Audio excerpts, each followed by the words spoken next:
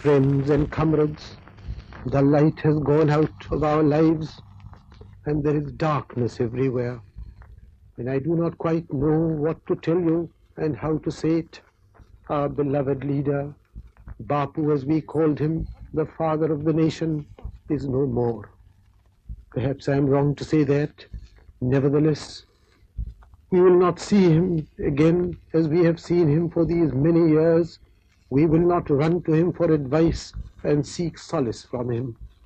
And that is a terrible blow, not to me only, but to millions and millions in this country. And it is a little difficult to soften the blow by any advice that I or anyone else can give you. The light has gone out, I said, and yet I was wrong, for the light that shone in this country was no ordinary light.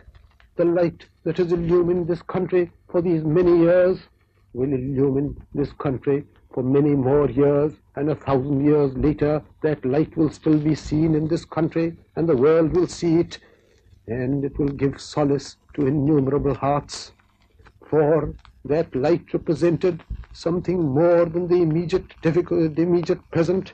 It represented the living truth, and the eternal man was with us with his eternal truths, reminding us of the right path, drawing us from error, taking this ancient country to freedom. All this has happened. There's so much more to do. There was so much more for him. We could never, of course, do away with him. We could never think that he was unnecessary or that he had done his task. But now particularly, when we are faced with so many difficulties, his not being with us is a blow most terrible to bear. A madman has put an end to his life, for I can only call him mad who did it. And yet there has been enough of poison spread in this country during the past years and months, and this poison has had effect on people's minds.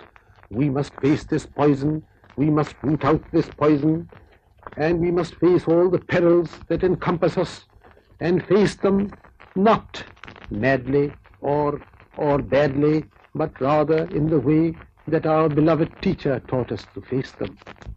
The first thing to remember now is that no one of us dare misbehave because we are angry.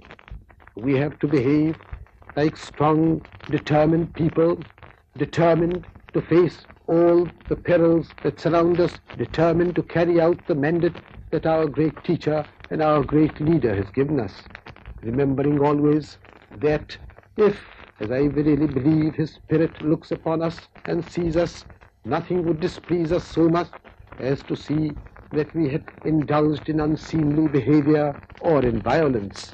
So we must not do that. But that does not mean that we should be weak, but rather we should in strength and in unity face all the troubles that are in front of us. Unity, I said, we must hold together, and all our petty troubles and difficulties and conflicts must be ended in the face of this great disaster. That great disaster is a symbol to us to remember of the big things of life and to forget the small things. We have thought too much of the small things.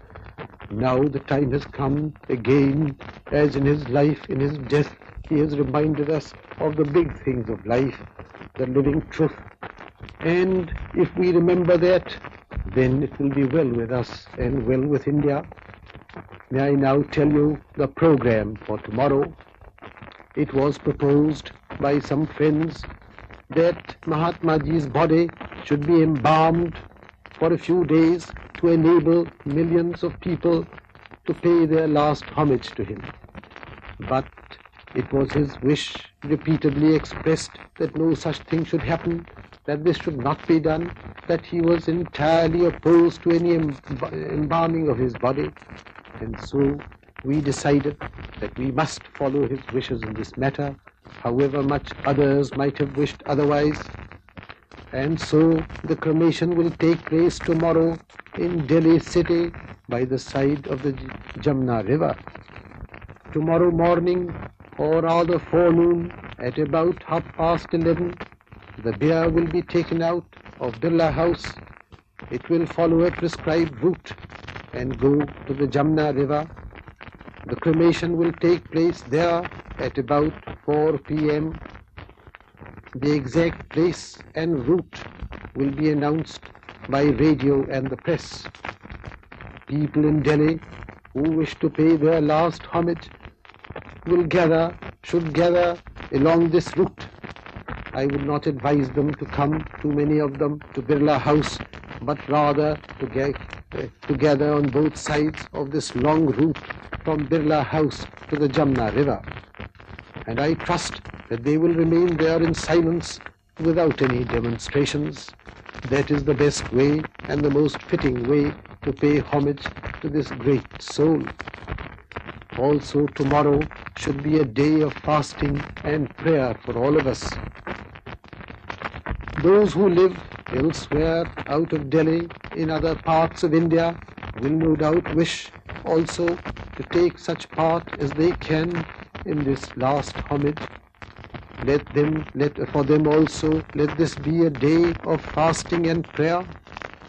And at the appointed time of cremation, that is 4 p.m. tomorrow afternoon, people should go to the river or to the sea and offer prayers there.